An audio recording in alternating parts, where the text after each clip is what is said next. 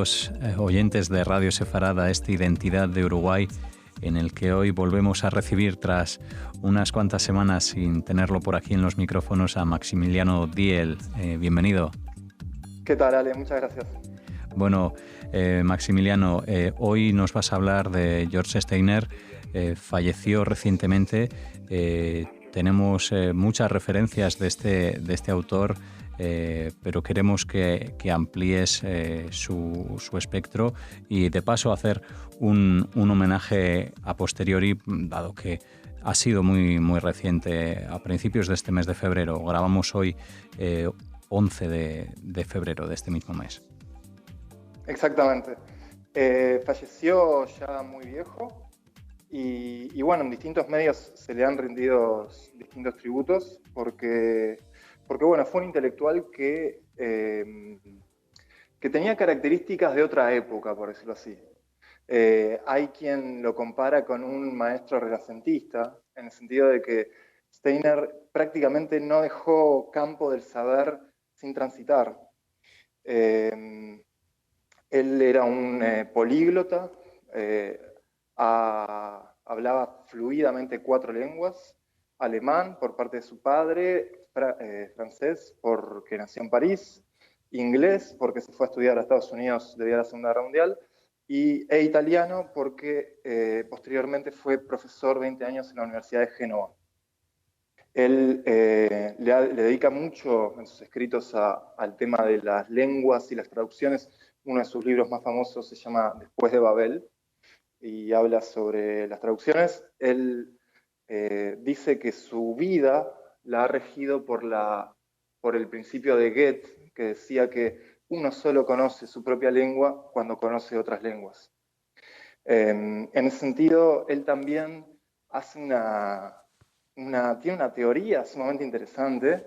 Más que teoría, es como una especie de curiosidad en uno de los libros que se llama Los libros que nunca he escrito.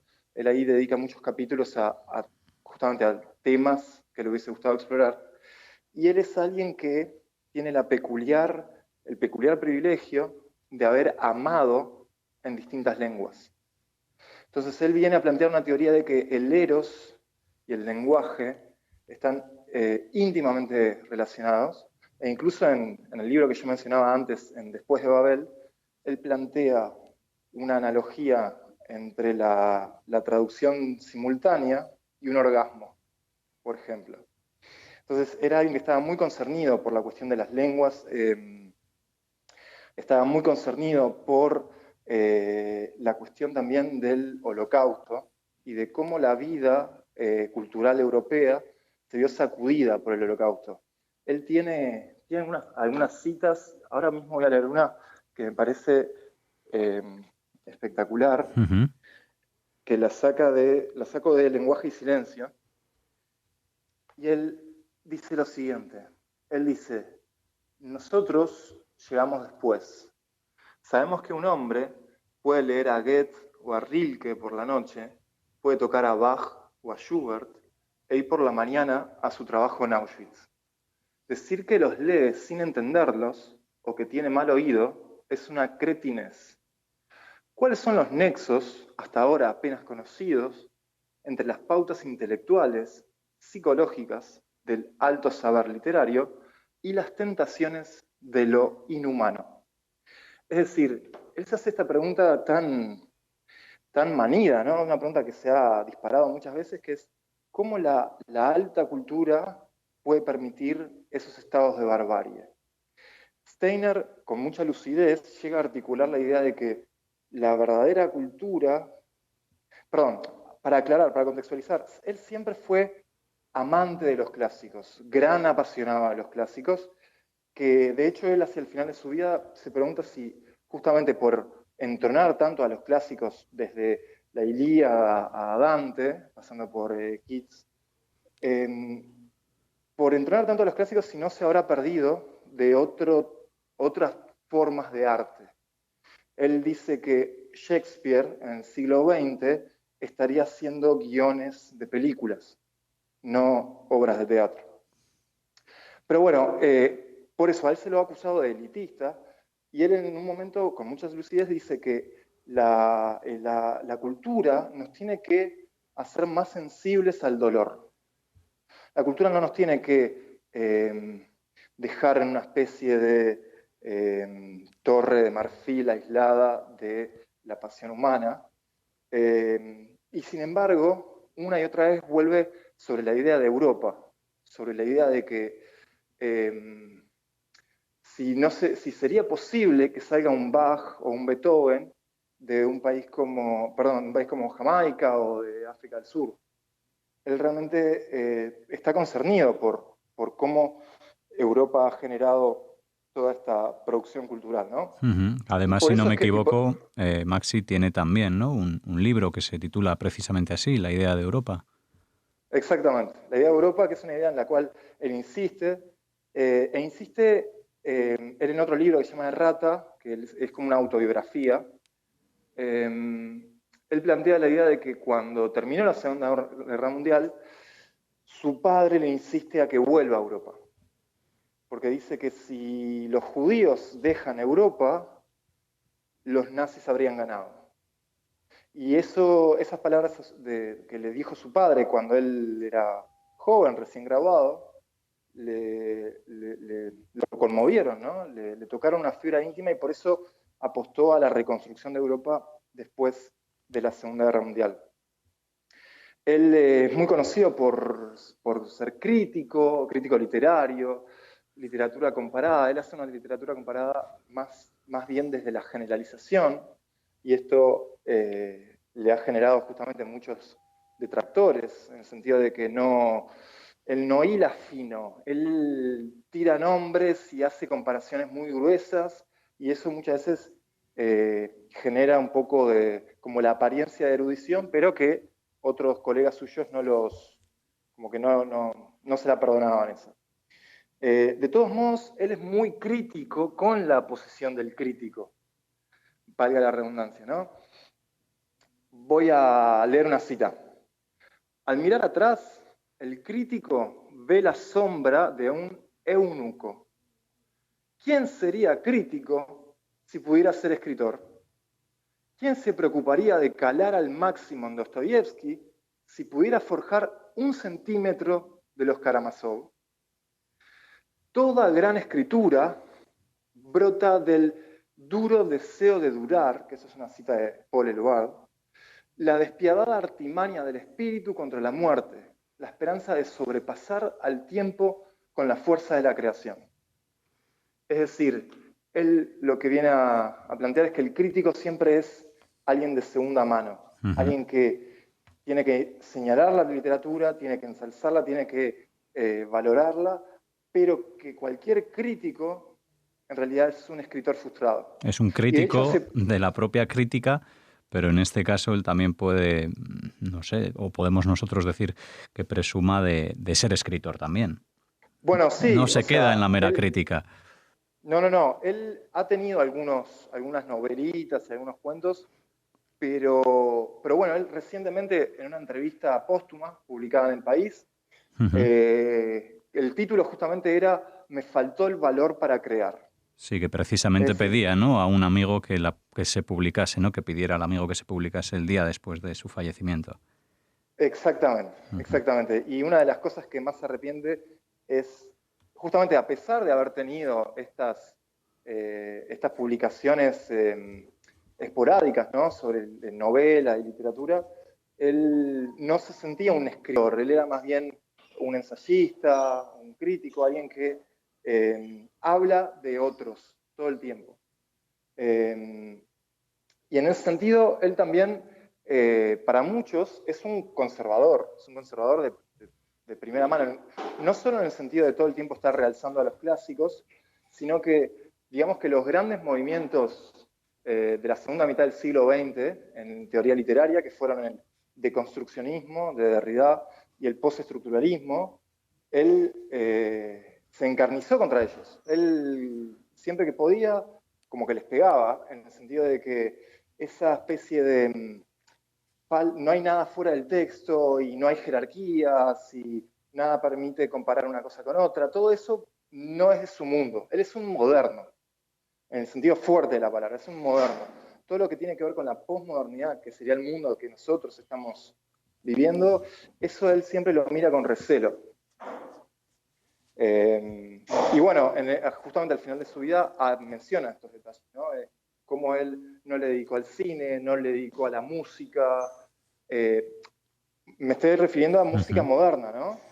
No, obviamente él escucha Haydn y Brahms y Bach, pero no escucha, llegó hasta el jazz, Gillespie y hasta ahí nomás, ni siquiera avanzó mucho más. Y él siempre fue muy receloso de los fenómenos de masas.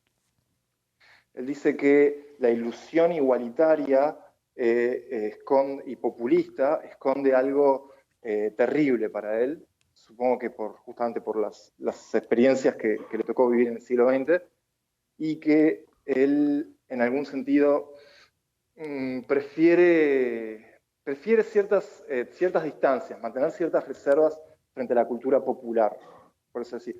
Obviamente todo esto le ha valido el ataque de muchos de sus colegas, ¿no? Finalmente, sobre su condición de judío. Steiner está muy orgulloso de su condición de judío y es algo en lo que vuelve una y otra vez.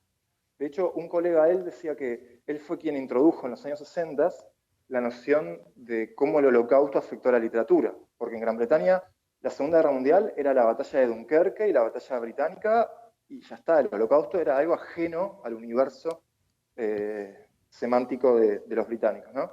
Pero bueno, él insistía una y otra vez en eso, pero ha llegado a plantear algunas preguntas sumamente incómodas respecto a la condición de judío.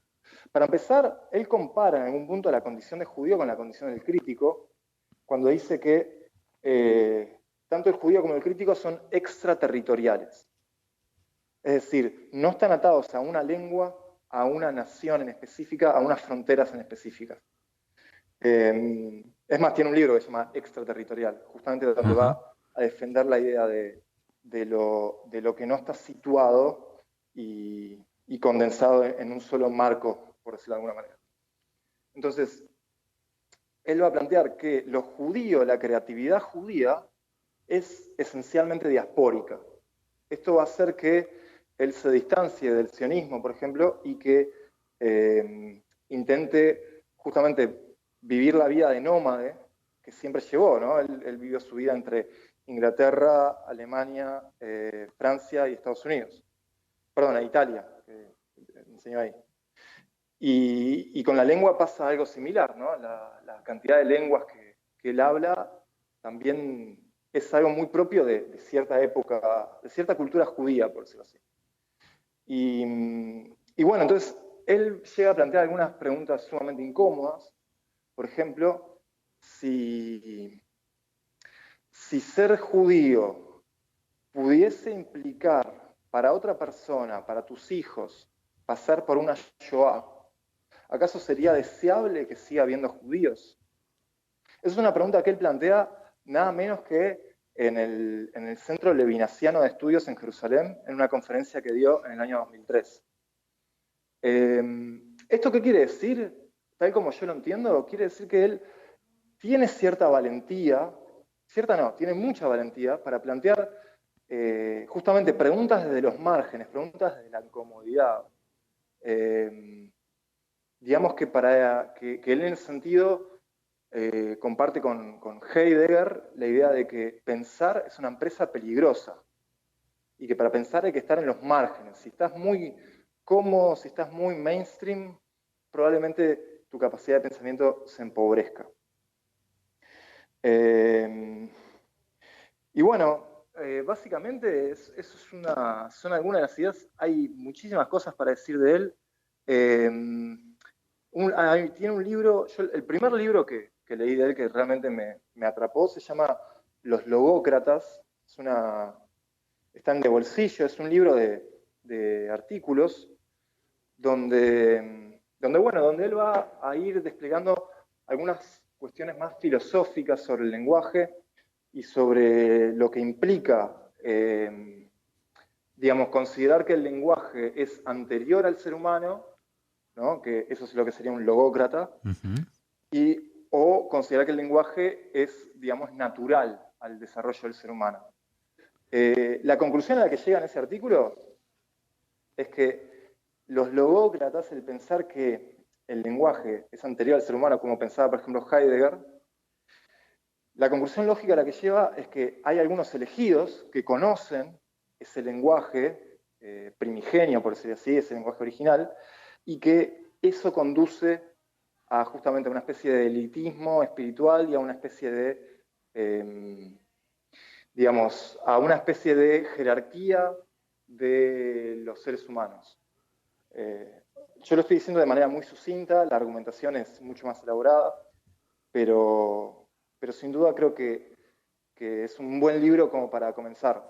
Y obviamente el lenguaje en silencio, que es donde va a hablar especialmente de cómo el Holocausto ha impactado en las reflexiones sobre el lenguaje, sobre la moral y sobre el arte. Cómo el Holocausto ha impactado en el arte y cómo se puede representar el Holocausto.